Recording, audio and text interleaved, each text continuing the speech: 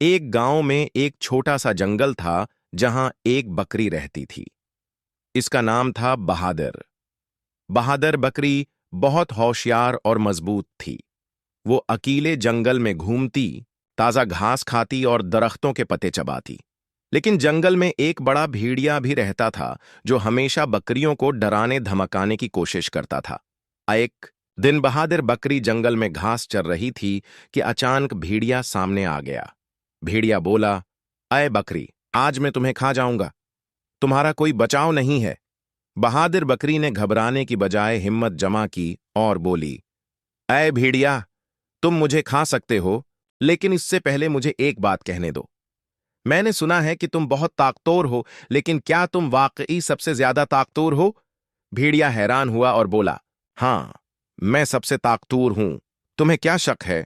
बहादुर बकरी ने कहा, अगर तुम वाकई ताकतवर हो तो क्या तुम मेरे साथ एक मुकाबला करोगे? अगर तुम जीत गए तो मैं तुम्हारा खाना बन जाऊंगी, लेकिन अगर मैं जीत गई तो तुम मुझे कभी तंग नहीं करोगे। भेड़िया हंस पड़ा और बोला, ठीक है, मुकाबला किया हो गा। बहादुर बकरी ने कहा, हम दोनों इस पहाड़ी पर चढ़ेंगे। जो पहले ऊपर पहुंचेगा वो जीत जाएगा। भेड़िया ने सोचा कि ये तो बहुत आसान है और वो फौरन दौड़ पड़ा। लेकिन बहादुर बकरी ने चालाकी से काम लिया। वो जानते थे कि पहाड़ी पर चढ़ना भेड़िए के लिए मुश्किल होगा, क्योंकि उसके पैर फिसलते हैं।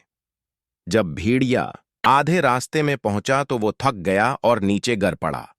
दूसरी तरफ बहादुर बकरी ने आहिस्ता आहिस्ता चढ़ाई की और पहाड़ी की चोटी पर पहुंच गई।